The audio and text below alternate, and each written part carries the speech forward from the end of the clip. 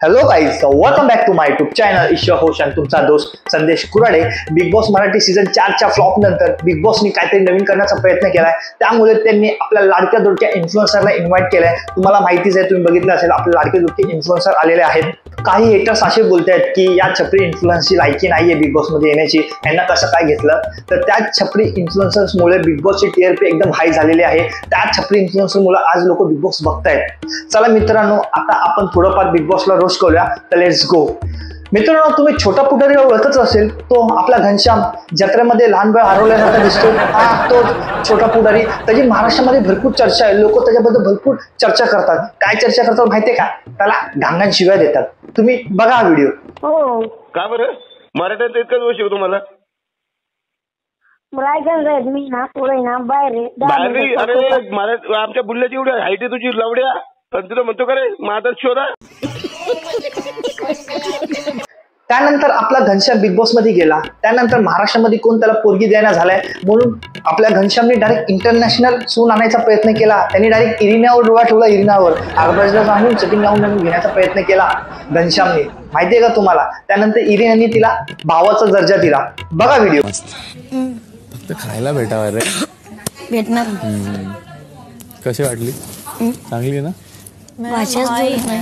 वो जो एंट्री करायची भाषाच जुळत नाही. मैडम बाई है. ये हो बाई बाई आहे. अरे घनश्याम, तू केवढा आणि ती इरिना केवढी? तुझ्या चड्डीतून पाय तरी बाहेर येतात का? आणि तू इरिना सोबत स्वप्न बघतो. अरे लका, असं करू नको. नसं लोक जोरारी मारते बाहेर आल्यावर. तुमच्या दिरालच्या काय बोललास? धीर? अरे घनश्याम, तू त्यांचं धीर कमी आणि त्यांचे लेकरू जास्त शोभशील रे, निकी आणि अरबाजचं. नॉमिनेशनचा टास्क होता, त्यामध्ये नॉमिनेशन म्हणजे काय हे समजवायला धनंजयला, घनश्याम आणि सूरजला अर्धा तास लागला. त्यांना तो शब्दच बोलता येत नव्हता.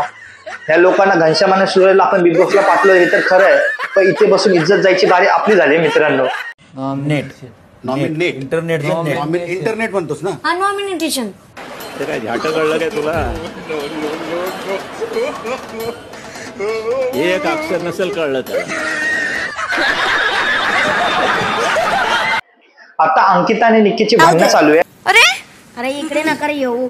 अरे रे, सांभाळून सांभाळून त्या लेकराला चिरडून टाकताल तुम्ही.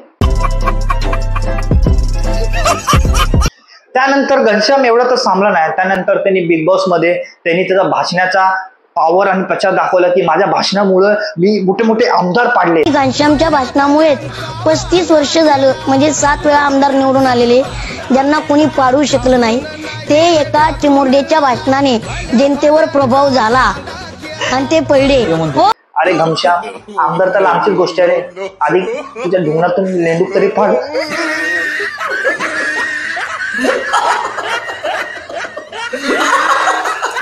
नॉमिनेशनचा टास्क होता, त्यामध्ये घनश्यामला सांगितलं की तू नॉमिनेट कर. तर एवढा सगळ्यांना सोडून धनंजय पवार, तुम्हाला माहितीच आहे, ते नेहमी सूरजला आणि घनश्यामला सपोर्ट करतात. त्या घनश्यामने काय केलं तुम्हाला माहिती आहे का?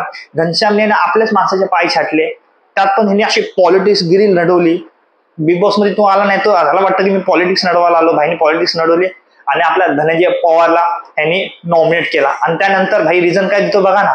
माझ्या शरीराचा जर डीपी दादाला हात लागला तर त्यांना वाटलं मला गुदगुल्या झाल्या. कॅमेऱ्या समोर जाईल की महाराष्ट्राचा छोटा पुढारी गुदगुल्या करतो. मी डायरेक्ट डीपी दादाला नॉमिनेट करतोय.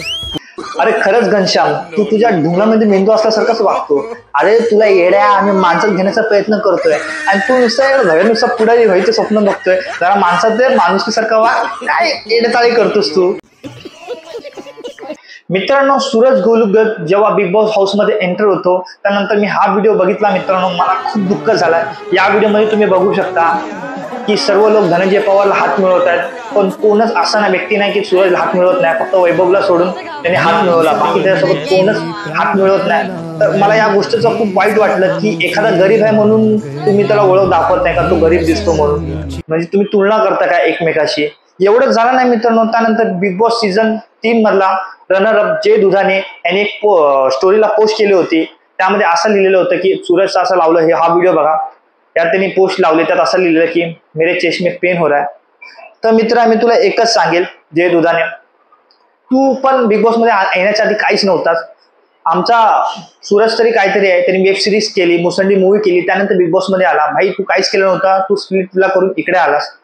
तुझे फॉलोअर्स बघ, त्याचे फॉलोअर्स बघ, तुझे 500K त्याचे 1 मिलियन आहेत. भाई जमीन आसमानचा फरक आहे आणि तू त्यासोबत तुलना करतो. अरे लाज वाटली पाहिजे. आपण आपल्या माणसाला सपोर्ट करत नाही. एखादा जर गरीब व्यक्ती जर पुढे जात असेल ना मित्रांनो, त्याला नेहमी सपोर्ट करा, ऍप्रिशिएट करा. सूरज चव्हाण हा कशातून आलेला, तळागाळातून आलेला व्यक्ती आहे मित्रांनो, तुम्हाला माहिती आहे मित्रांनो.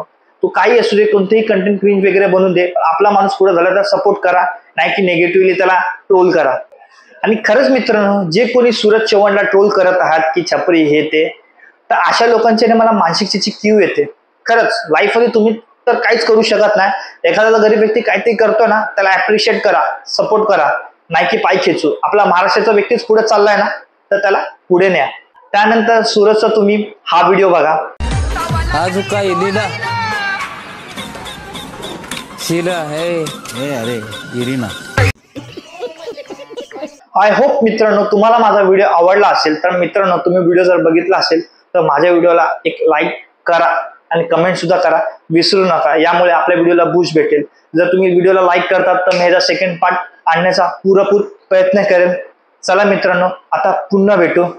Bye bye.